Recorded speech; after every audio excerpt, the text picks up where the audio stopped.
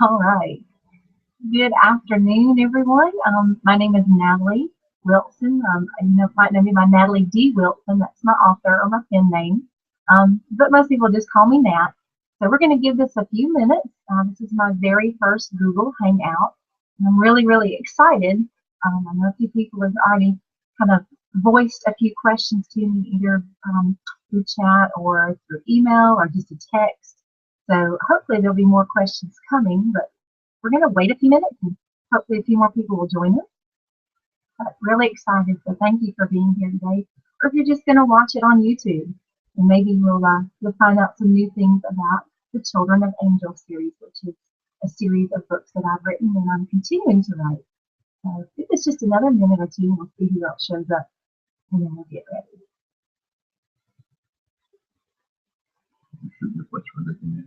And you'll probably hear somebody talking to the side. This is my other half over here, Will, my husband, who helped. Here he is. Who helped make all of this happen. He's like the brains behind the vision, as it were. As I write the stories, he's the one who's actually making sure it happens.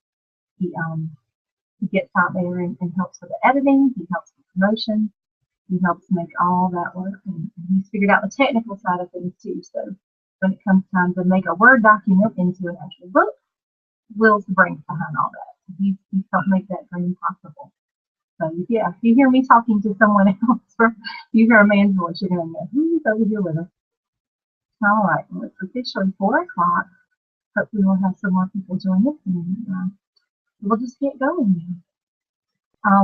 Well, I guess I'll start by just telling you a little bit about me, a little bit about who I am and kind of where all this came from.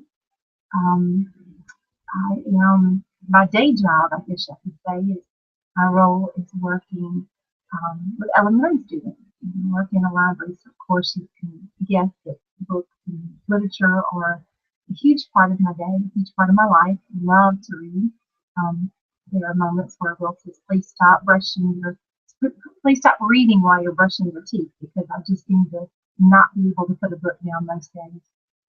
I will say that since I started writing, which this spring will be, would it be 3 years ago now? 3 years ago.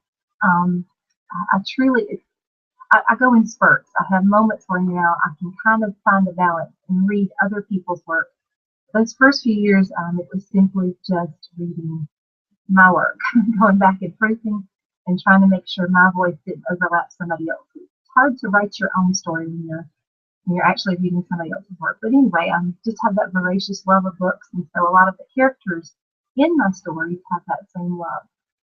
Literature, I have lots of links and tie-ins to other famous works. So you might hear me reference Tolkien or even C.S. Lewis, some of those who I grew up reading and truly, truly love their stories. But I am happily wed, and like I said, Will is truly my biggest supporter.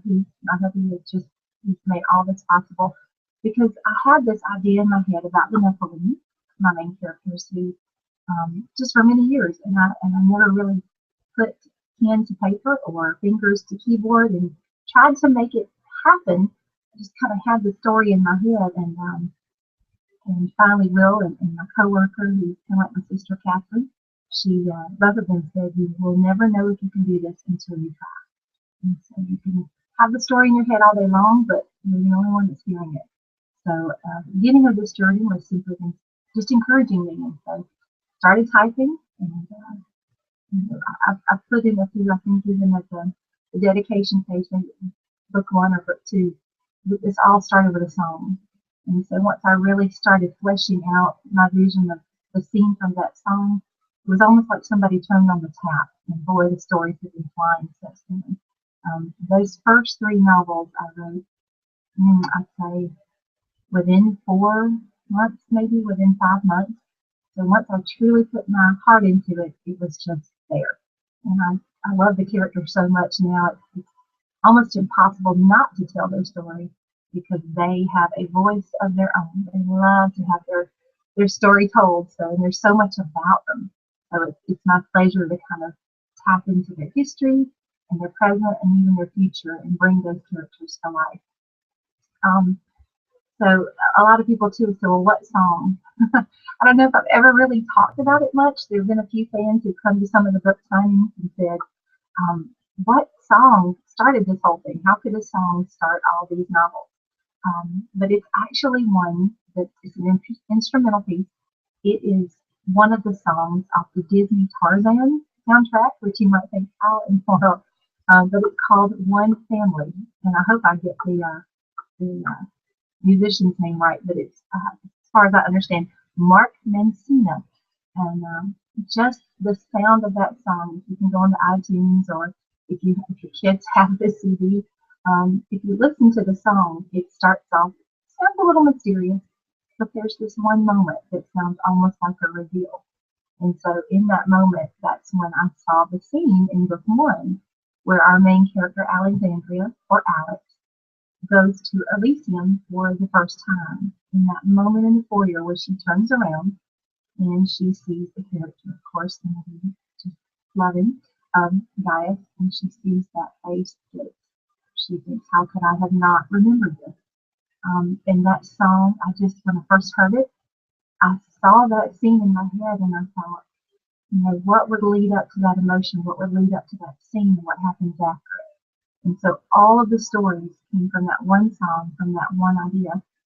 But truthfully, like our character Alex, I did wonder as a child when I was in church, and I remember hearing our pastor once talk about the Nephilim and read the passages in Genesis that I kind of put at the beginning of book one.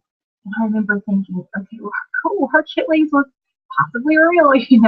As a kid, I was always reading something too, and always, working my way through some fantasy or something that was related to mythology. I just loved to stay lost in my own little fantasy world.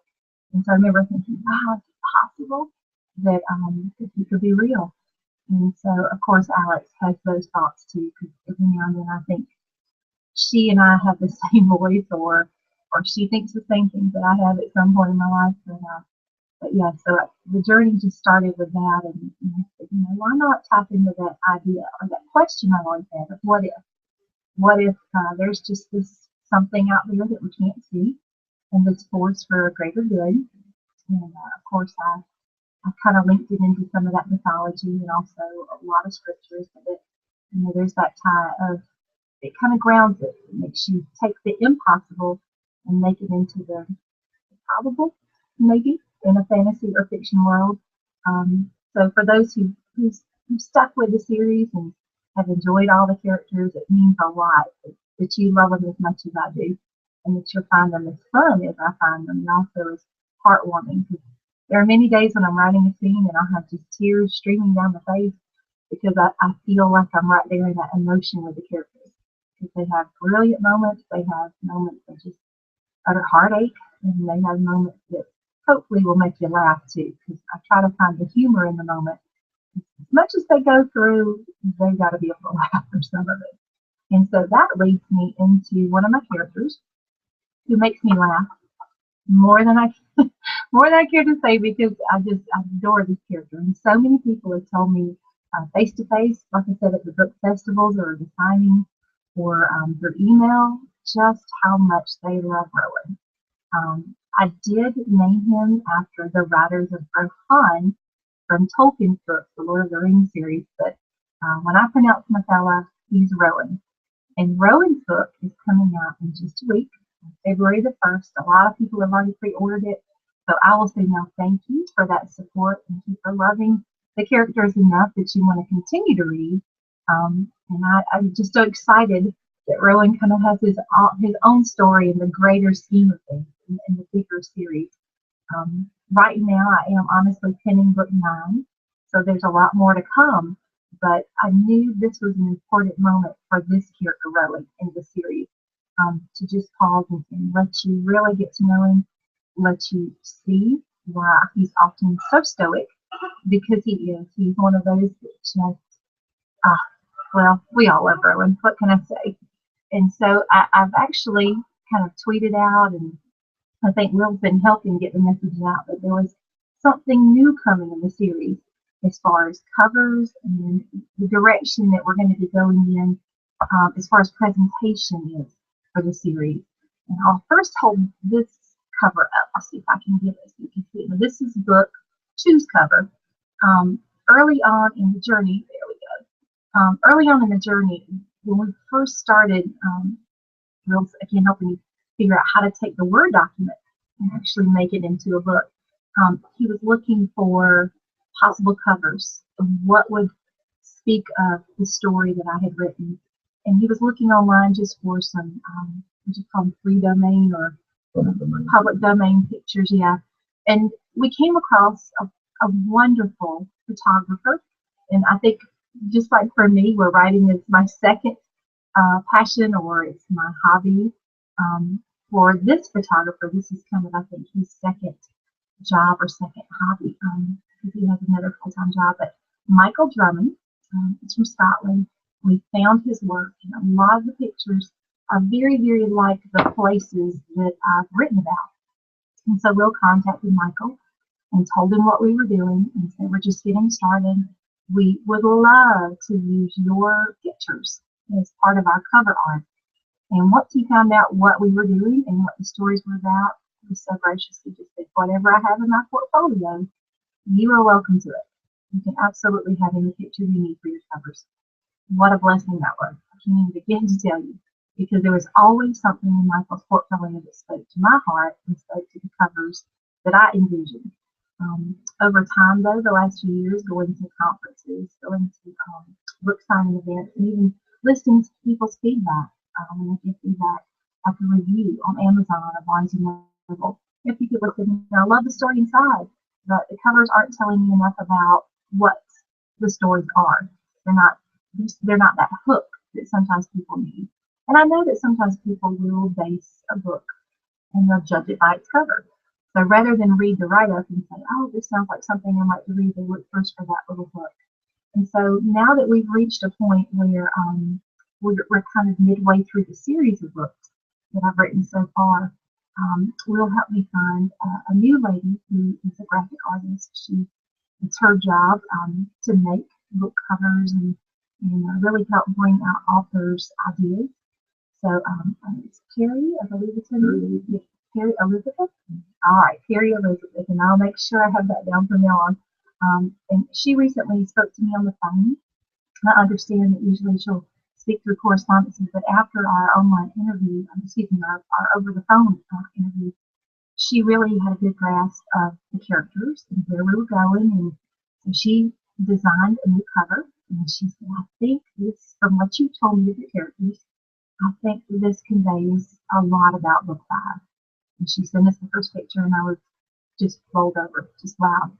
But as much as I was, change is hard for me. So it was very, very hard to give up what we had already designed. So if you already looked at Amazon and some of the other outlets, Barnes and Noble, I think even iBooks, you might have seen a different cover for book 5. And again, it was the first cover was a picture from Michael Drummond's his catalog of photographs he's taken.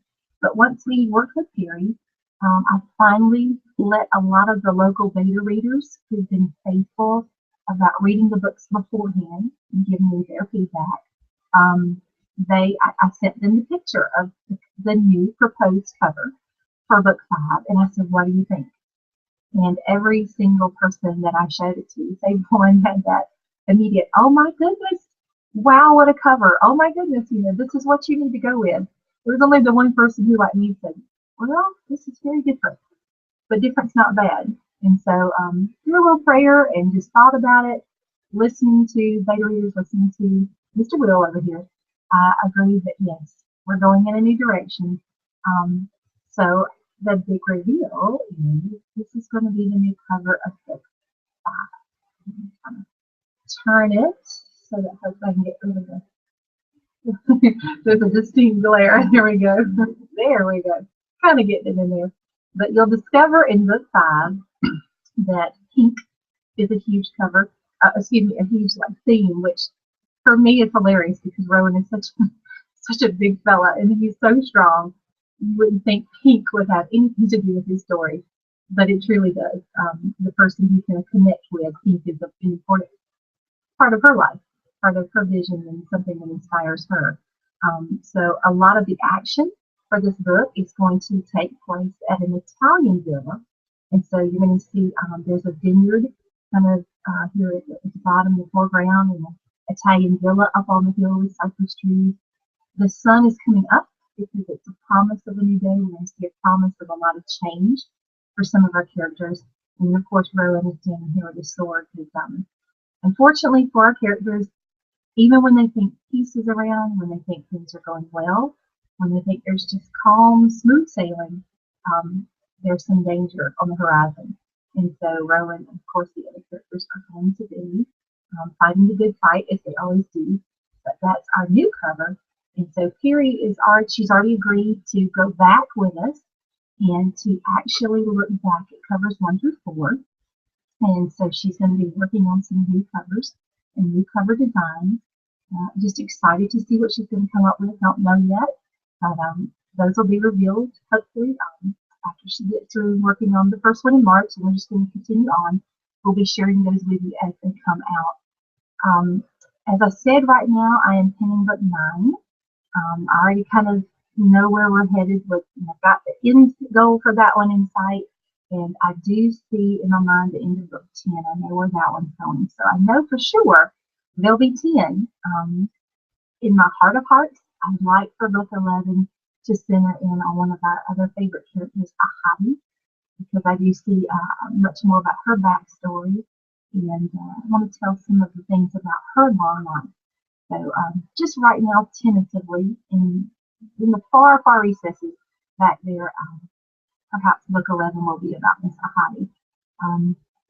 But yeah, what I'm thinking too is we might get on this 6-month schedule of each of the books coming out. So now that it's February, close to February the 1st, and book 5 is about to come out, we'll probably have book 6 come close to the middle of August or maybe the 1st of September, depending on when the cover gets made and those last few read-throughs, reviews go from some of my beta readers. And then the next year in 2016, we'll have book 7 and book 8, probably same kind of schedule, 1st of February and then close to the middle of August or the 1st of September. And then the year after that, we'll have books 9 and 10 coming out. So there's going to be so much more coming out. And I hope that people will stick with the series because, in all honesty, books 4 and even parts of 5 are what I would call the calm before the storm. If you've read the first 3 stories in the series, you know that things happen very, very quickly for our characters. Alexandria Jackson Campbell, who is from Evans, Georgia, and I did that on purpose because I live in Thompson, Georgia, so Evans is very close. And I knew that if I based Jack there, I would know his voice very well, unlike those that I'm very used to. And it would be very modern compared to the ancients in the story, the Nephilim, who some of them have been here for thousands of years. Some in the stories have been here for hundreds. So it just depends on when they were born, but we've got some very ancient characters. But in the first 3 stories, things happen so very fast. It's almost like Alex barely had time to catch her breath. And she was just dealing with one threat after another, one change after another, before it was time ran out, before she either physically couldn't deal with the changes that were going on, or it was that the demon Rangor, who was really shadowing her every step, helped to make sure she had no more time left.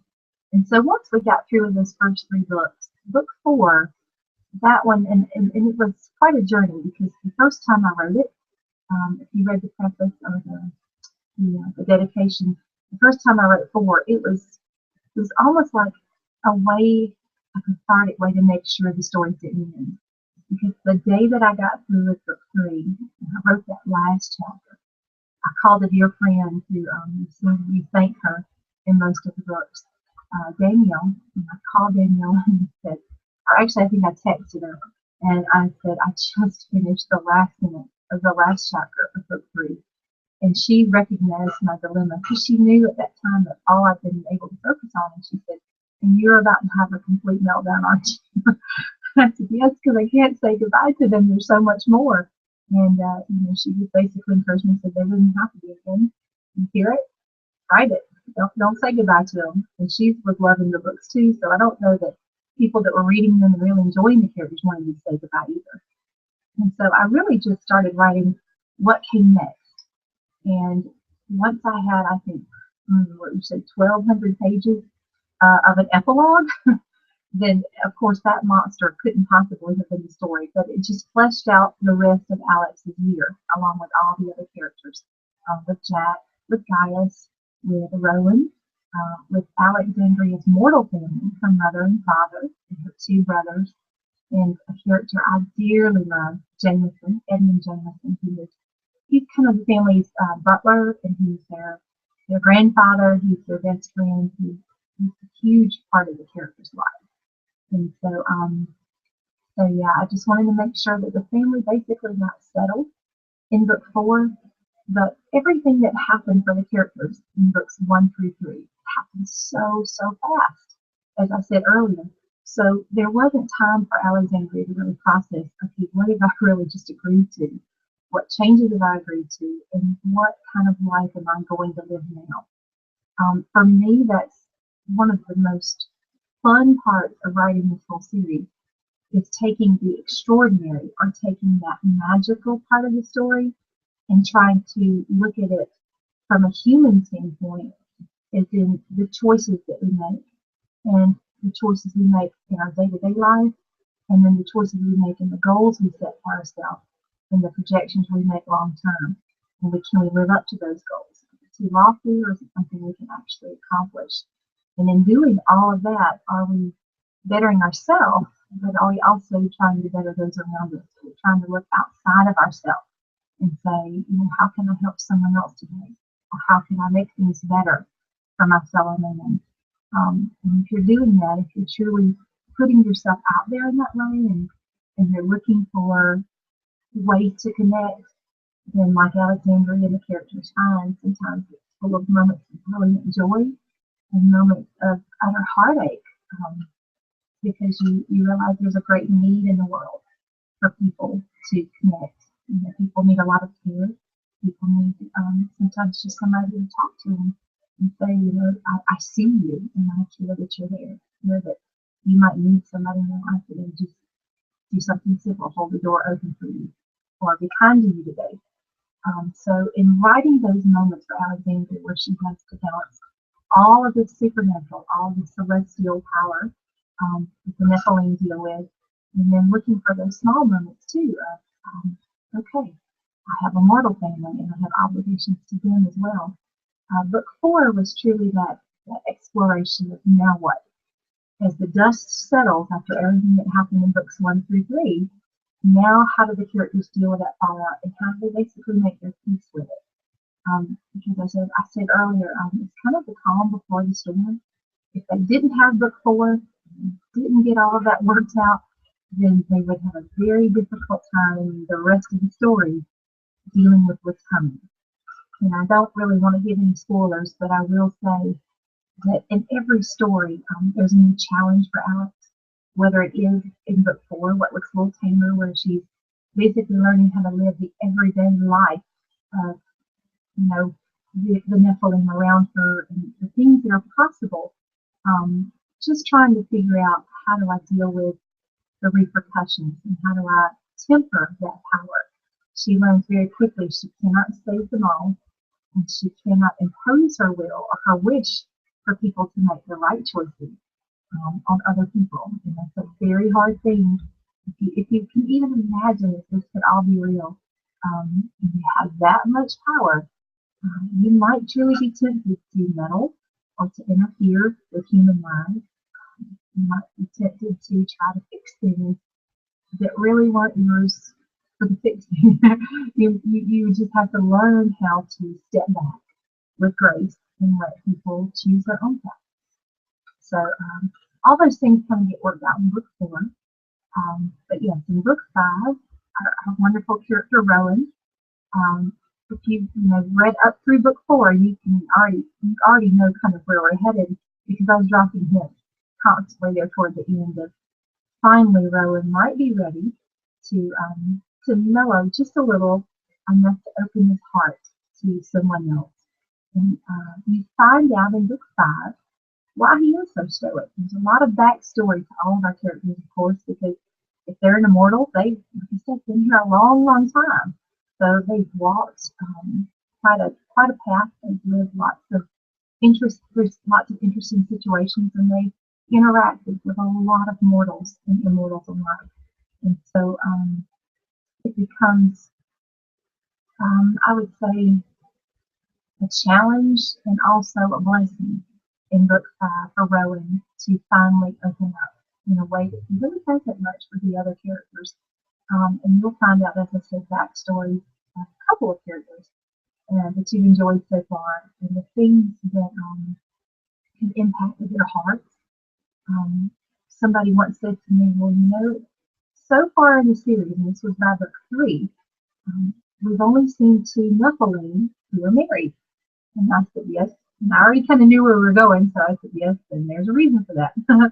And so in book 5, that will be explored too. Why is it that we've only seen 2 of them married to one another? And I think it brings a very human element to our immortal characters.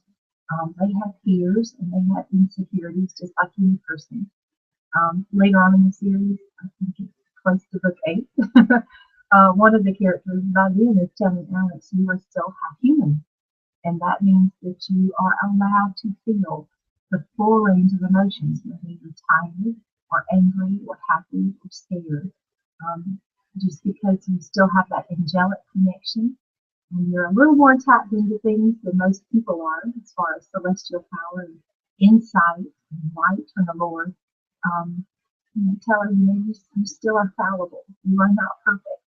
And so in all the stories, including book 5, in a big way in book 5, we will see our immortal characters really dealing with the fact that, sometimes it's hard to live that long life. It's hard to watch people pass in and out of your days. And it's hard to make those connections when you've loved and lost. And so we'll see in book 5 some really good outcomes, because I do believe in a happy ending. And that's something hopefully you picked up in all the stories, is that no matter what our characters go through, there's always that silver lining. There's that hope and there's that promise. And so I think when Terry designed the cover of book 5, she did a very good job of capturing that pink in the sky in sunrise, which you'll see why. And when you read book 5, why that's so important to one of our characters, because she loves that hope and that promise that the Lord gives us for another day.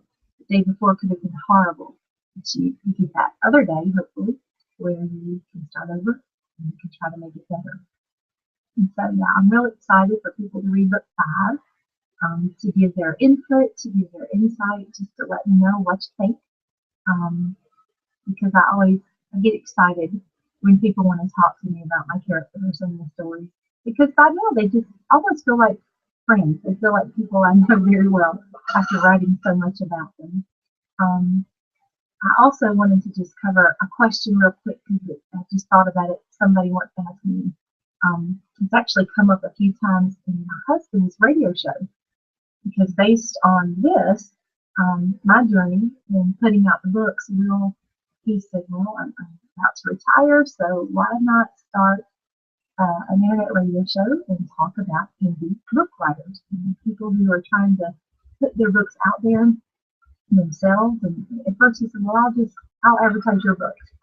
And I said, how do I make a radio show out of just one book or one person's book? And so he very quickly realized too that he's going to have a lot of different writers and artists on the show. And now are we at year 2 almost, or a year and a half? Year and a half, yeah. And I'm so proud of him, because not only does he help me get my books out there, but now every week there's a new guest on his show who is a writer and somebody who's got a different voice. Just amazing variety of people that we've talked to. At the end of the show, we'll tell you how you can go and hear those archive shows. Because if you're like me, yeah, he said he just put it on the screen. Okay, great. So, yeah, it's amazing to listen to that, the variety of people around the world. And you'll see writers on that show from England, and I think he's had it from Spain, several from Canada. One wonderful lady who grew up in refugee camps in Africa. She's now living in Switzerland or Austria? Austria, right? And so just Hugh Howey, I know I'm a great fan of his work. It's movie Red Bull. Just to see people who are kind of the mavericks in the business, like I kind of think Hugh is, or they take their vision and say, I'm putting it out there. I want people to read my story and see the creativity there and just take this journey with me. But anyway, so in interviewing these different writers, and I finally agreed this past summer. I said, okay, well, you've done it almost a year. I'll go on your show now. One of the questions he asked, and other people have asked, is, do writers listen to music? And does that music influence what you're writing and how you write? Or can you listen to music, or is it too distracting? And so I talked right at the beginning about that one song that kind of started it all for me. But I'm one of these writers who has to have some music playing when I'm writing, especially if it's one of our battle scenes or if it's a scene that involves a lot of action or like a very quick cadence to the scene where there might be running or horseback riding. So some of the songs that I use, and people say, well, what do you listen to? If it's a scene where we might just have some dialogue going on, or a highly emotional scene, then usually I'm listening to something by Trevor Morris. And he is a composer. He writes lots of scores for TV shows and movies. And if you've ever watched the Showtime series, it's already over now, but you can see it on Netflix. That's where I go back and watch it sometimes, called The Tudors. And it was about King Henry VIII's reign. But the music that Trevor Morris wrote for that was unbelievable. Just unbelievable. And I think 90% of the time, I'm listening to Trevor's music while I'm writing because he can take me to those soaring highs and those absolutely emotional lows that some of the characters go through. And if you were to look on iTunes or other sources, Amazon, and just look for the soundtracks of the Tudors, you can just sample some of the music and hear and see why it's so amazing to me and why it inspires me.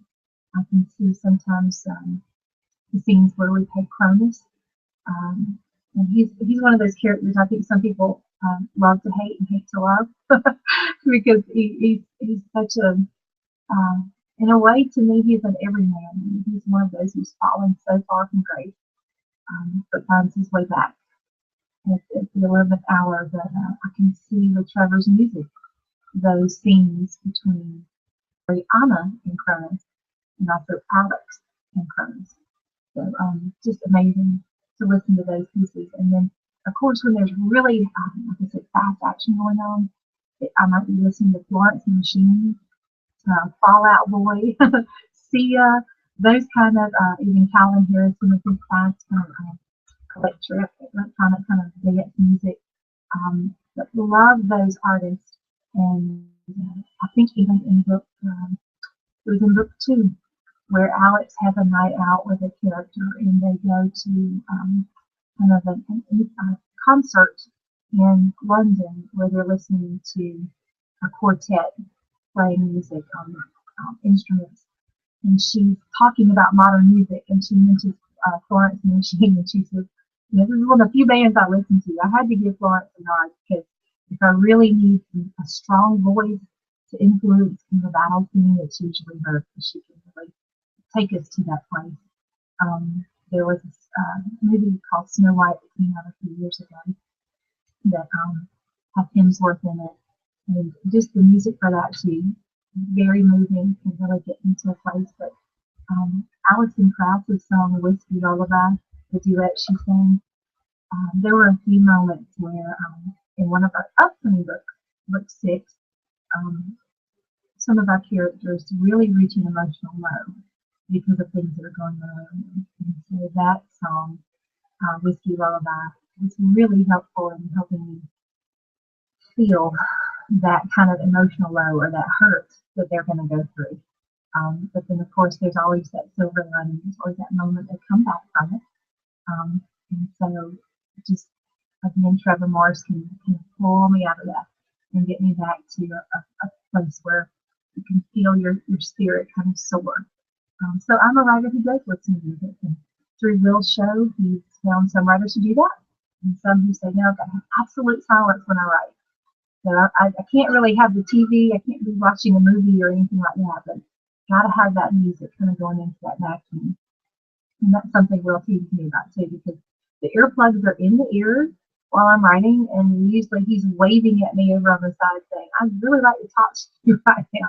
Do you mind possibly taking those out of your ears? So I do that sometimes and just kind of give him my eyes, just remember, like, what do you really need to say? Because I'm in the middle of this sentence. I can't not write the rest right now. But I'm working toward a balance as far as learning how to write, plus still being able to at least go to the store with him or go on a trip with Will. Because when those first three novels were coming out, I learned that at least then I couldn't leave the laptop. That summer we were actually going out on vacation to Seattle. And so as we flew from Georgia to Seattle, the laptop was out and I was working on book 3 through the whole journey. And then after we would do our tours and our trip through each day of our vacation, it was all I could do to get back to the place we were staying and pull out the laptop and say, can you just give me 2 hours? I really, really need to write. At least now I've gotten something of a balance. I won't say it's perfect yet, but I'm getting there. But yeah, so I don't want to give too many spoilers, but I will just tell people that there's so much more to come. Again, for me, book 4 was the calm before the storm. I tried to get all of our characters to a place where I felt like they could be supported and they were settled, because when the difficult times come, not only do they fall back on the Lord and also their angelic fathers and that presence in their life, but they fall back on each other. And that family element in all the stories is so strong. And for Alex, that's going to be key as we move from book 5 on to where I am now, which is book 9, writing it. She really has to find that balance with him too, of how do I fight the good fight, but also keep my connection and take care of my family and spend the time with them while I still can. And in just talking to people who've had military service, I can say, or even if you just hear their interviews on TV sometimes, when you talk to a vet that you know in real life, that's a real struggle for them. Is how do you balance that service and what you go through when you're not at home with the family who's keeping that home fire burning and waiting on you and video chatting with you and sending you letters and texts letting you know of the little things that go on from day to day. And so in Alex's story, she finds out that she's still very much so a soldier on the front lines between this kind of epic battle that she finds out has always been going on between good and evil. And so she's got to balance the love of her mortal family with what the supernatural element asks her to do. One thing I will kind of give you as it's like a little taste of what's to come is that in books 6 through, well, even 9 where I am now, you're going to get a lot of backstory behind some of the characters you met in books 1 through 3, and also things that were going on behind the scenes in books 1 through 3 with Cronus and with some of the other darker mortals that we never really had the time to explore in those books, because in those books, honestly, things were happening so fast for Alex, and she was taking things as they were coming, one impossible situation after another.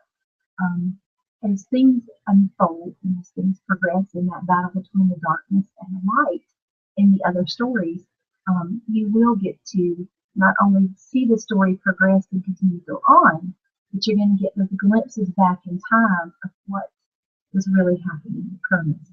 And so Alex will learn a lot more about herself and about what was going on with people around her, and seeing things from the whole perspective and not just from what she was seeing and what she was dealing with at that time.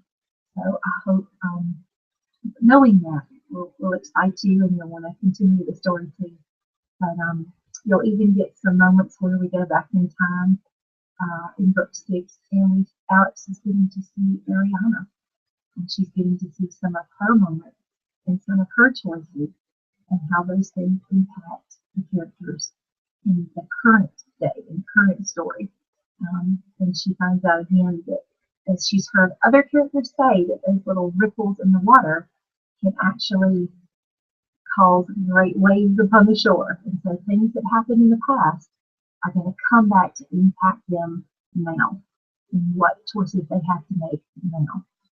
So just know that there, even though we've said goodbye to some characters, it doesn't necessarily mean they're gone for good, because hopefully that Alex, she has access to quite a bit, past, present, and future, and that access to the past can give her information, and those memories can give her information. And so, yeah, you'll get to see people that you might have thought you said goodbye to, but you'll get to see them again and again as the stories go on. One thing, too, that I wanted to bring up today, a lot of people have asked, okay, do you have not only music that's inspired the writings, but do you have pictures? What inspired some of the places you wrote about, or some of the characters you wrote about? Well, I will admit that when I first started writing, the places that I wrote about, as far as the castles go, and those places that are the hidden Nephilim estates, those are in my head. They're just places I've made up. They're fiction or fantasy, but they're based, some of them, on real places. I'm going to ask Will just to pull up, if he will, for a second. There we go. When I started writing about Eofirth is the huge castle, a huge estate that the Nephilim built many, many centuries ago, over a millennium ago, in Northumberland, which is kind of the topmost, I guess you'd say, county or county seat in northeastern England, right there on the border with Scotland. Then this is what I envisioned in my mind. This is what I thought of. And so I was searching online one night just to see, well, is there any place in England that even remotely comes close to what I see? And I found this picture, which is Allerton Castle. And Allerton is close to York. Now, in my mind, Eofirth is about 6 times bigger than this castle, because Eofirth is mammoth. And even in book 1, I describe it when Alex first gets off the helicopter with Keith and Jack and with John, and she looks up, she thinks it looks like a mountain. She can't believe how big it is. But for me, this is kind of what I did see, and that, we have this huge castle. Again, imagine this about 6 times bigger than it really is. If you'll go out just a little, but I imagine kind of that area on the left side. Again, everything would be bigger. But I can see courtyards out there. I can see kind of a field they would use for the helicopters and the helipad. I could see that kind of drive up to the front. But all those fields and pastures in the back, I imagine, this is where they go riding. This is where they take the horses off. There's a lake out there too, and there's fields and trees that are just ancient. And all of that is hidden away. So this picture came very close to at least the bare bones of what I imagine. If you can go to the next one, Will. This is just another picture from the air of Allerton. And again, this one actually shows the water in the back in the pond. I imagine that flipped, because in my mind I see the pond off in the other direction there. But I will say that this past summer, Will and I got the chance to actually go to England and Scotland. And it was simply amazing to actually walk in those places, and to, we started in London, rented a car, and we drove west, and then we drove north. And he was gracious enough to say, yes, if you want to go to some of these places you've actually written about, let's do that. And so this was one place we got to visit. We learned that it's actually been bought in the last few decades. It's been bought by an American, and it's been restored. They even had a fire in it in their library, but they had to restore that library once again. But we were allowed to walk through a lot of the rooms. And if you're ever near York, if you're ever in that area, it's an amazing tour to take. Our guide that day, Pete, he was a sweet older gentleman, and he told us, he said, we're a small castle, and we don't get that much traffic, so you can come into the rooms and you can walk on the rugs. And after all the castles we had toured, that was a really sweet statement because we realized they were making us at home. So it was really, really nice to just be able to walk through this place and walk out on the lawn behind it and just get that feeling of, wow, this is the bones of what I've based my castle on. And I will say, once we were there too, we realized that they had filmed the movie The Secret Garden there. So it's a really neat place. Again, it's a small version of what I imagine Airforth might be like. All right, so we'll go on this. There you go. And this is, again, just bare bones, what I envisioned Elysium, the other main castle in our first three books, to look like. It's just, again, the bare bones because I see Elysium much larger. But they have more of the gray stone, and as far as Airforth is more of a brown kind of stone, a brown shaded castle. But this one is another castle in England, and I just had a couple pictures. He's going to bring that up for us. And this is one of kind of the edge of it where the moat is and kind of a carriage house to the side. Beautiful. I think I want to say this one is called Hardwick Castle, but I might be wrong because I didn't write down the name before we started today. So my apologies. But another one that's just beautiful. But again, there's different shading in the stones, so that's kind of how I saw those two. And this summer, that was one thing we got to do, was actually go to Holy Island. And as you know, in the first book, one of our characters takes Alexandria on a little tour of the village in Holy Island, and she gets to go to Pilgrim's coffee and the little cafe that they have there, coffee and cakes, and it's a real place. So Will and I got to go and sit down and actually have a drink and a little snack there. And what we learned while we were there is that it's a bird sanctuary. So birds were actually coming and trying to take us back away from us, which was really cool. Yeah, you can go back to the other picture you had, Bill.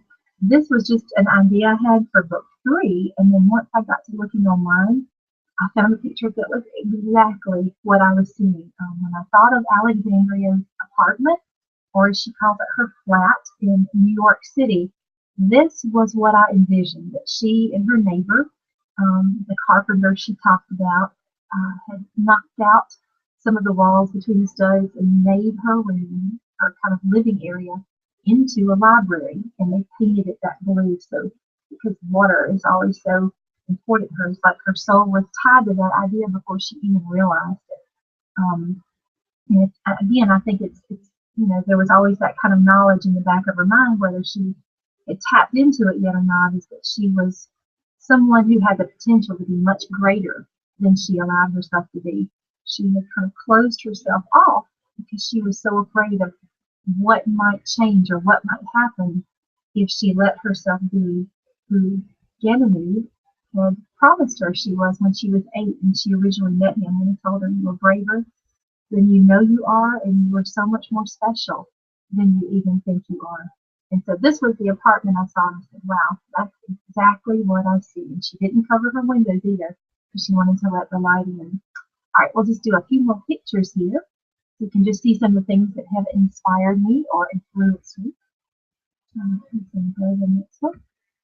right, and that was just a shot of a rooftop terrace in New York City. Lots of greenery, kind of like little, I guess you call them like patios or places that they can have an external space.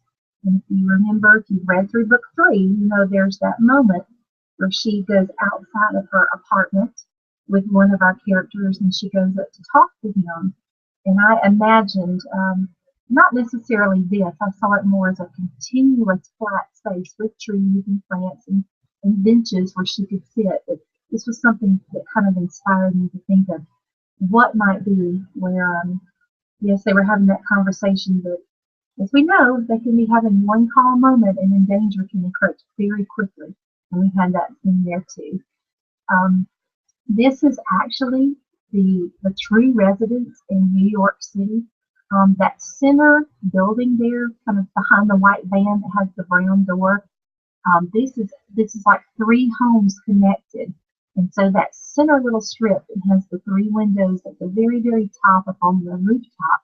That center building is the home that I based Nephilim in New York City in book three. And in book three, they have that home, and they're renting the home to the right that has the kind of greenery and the ivy going up the front facing of it. By book four, they own those two, and they're renting the building on the left. So they're going to end up with that entire block. So sometimes when I'm looking for a location in the modern world, I will look for real places. And it just so happened when I was writing book three, that center residence was for sale. And so because of the wonders of the internet, um, I was able to take an online tour of that house, and these next couple pictures are actually the real residence inside. And so in book three, when I talked about the wooden doors outside, and then it had that kind of extra little metal door that formed the foyer there, and then you came into the entry room, and the amazing kind of stone work above the fireplace. Well, this is the actual entrance, and you see the crown molding and just the detail that's hard to find in some newer construction. You see an older construction. And then this next picture is the library that's actually built into that home. So I, of course, talk about, I use those same colors, kind of rust colored couches and the blue carpet and the wood paneling everywhere. It might be a little hard to see, but those windows do truly face Fifth Avenue. And so if you were standing there, you'd see just the trees and the greenery, just an amazing, beautiful space in this residence. Go ahead and see. There you go. And when I had in our stories in book two and three and even four, you see the Nephilim have homes in a subdivision in London called Mayfair. This is actually the home that I based them in, and the other homes on that block came up for sale. They purchased them. But that home was also for sale at the same time I was writing the book. And so again, I was able to take a tour online. Now, their garage, I will say, I had to just take some liberties there and kind of make up their underground garage, because parking is once I was in London, I saw, wow, parking is something that you just don't get, because it's such a hugely populated city. It's a busy city that most people are taking the tube, they're taking the trains, using bicycles or scooters. So cars aren't really as big as they are on the open road here in the United States. So I had to kind of make that up. Okay, and this is the last picture, I think, that I'm going to have him show. And this is the picture, the wedding gown that Alex actually chooses. It is really called the Gracie by its designer. And if you know our character Alex, her middle name is Grace. Later on in book six, we're going to actually, this is just a little tidbit, so if you don't want this, go ahead and cover your ears for a second. But one of our characters said, when Alex told them that her dress was named Gracie, that the character thought, wow, it's such a coincidence, but some things are just meant to be. And that word of grace, or that name Grace, comes up again and again in the stories. And it's not just the Lord's grace and the grace that they have to find through the very difficult situations that they have to go through. But grace becomes important to the Groban families too. So we'll see how that plays out in all the stories. We're almost at the hour mark, so I know I've been talking a lot, and I hope that I've answered some of the questions that people have asked along this journey, things that people wanted to know about how the process works and kind of where we're going in the future without giving away too much. The few people here in my local community, or that I've connected with through book signings, who now serve as beta readers, or who just talk to me about the stories, they know that once you really get me talking about the stories, it's hard for me not to give away spoilers, because for me, they almost feel like they are family members, the different characters. So I'll start talking about Rowan, or I'll start talking about Alex, or Gaius, or Sabina, or Jack, or the wonderful Groban brothers, Wallace and Connor. I love to talk about my characters because they do feel like real family members now. So I hope that I haven't given away too much. So excited, like I said, to know that book 5 is coming out, and that you all have that in your hands in just another week, and that we have more to come. You know, I want to thank everyone for your support because this has been such an amazing journey. And when I do connect with you and you send an email or you send a text or you just walk up to a table when I'm at a book signing and you say, I've already read book one or I've already read books one through three and I'm working on four now and it means so much, um, then wow, I mean, that really touches my heart, touches my soul, and it gives me that encouragement to go on and write more. I will say there have been a few people who said, I'm a little concerned about maybe some of the battle scenes or some of the choices that some of the characters make. And for me, I'm truly just telling the story as I see it would happen for these characters. And yes, Rowan is blunt to the point of saying what he really thinks. He doesn't mince words very easily. You'll hear him talk about that in book five. That I say what I think and I say what I mean. But those characters who have their own individual voice, for me, I love to embrace them. It takes all types, it takes all kinds to make the world go round, as they say. And at least in our stories, there are some flaws in all the characters. They can't be perfect. They can't always choose the right word to say, and they can't always choose the right thing in every situation because sometimes they're just going to mess up. And so I love embracing them with all their faults and all their shortcomings because for me that makes a more interesting story. If they were all perfect, they never ever had a bad day, and they never made a mistake, I don't know if I could relate to them as well.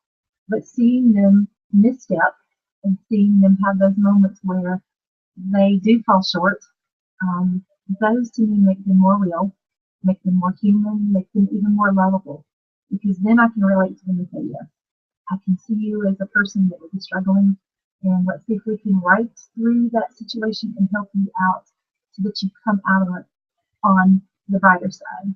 And by saying that, the last thought I'll leave you with as far as characters go is one character that a few people have talked to me about, and I knew I'd have to bring him out today, was the character Tobias in book four. For those who haven't read it, I won't give away a lot of spoilers and talk about what he did and didn't do. But for me, in all of the stories, I love to find those characters like Tobias or Cronus. And you'll see a lot more of those types of characters coming in the new novels that are coming out. And in that, I mean that they have fallen far from grace, or they have fallen far short of their potential. They've made disastrous choices, and they've made choices that haven't helped their fellow man, but have instead taken from or hurt their fellow man. And I love exploring those characters through our Nephilim, through those who are blessed and those who are filled with the Lord's light, so that they can look at them and not necessarily judge or oppress, but say, I see you, I see how you got to this place, and I see though your potential. And in all the books, there's going to be somebody like that. But for me too, Cronus and Tobias, especially thus far that you've met as a reader, those are the characters that, for me, to make it real.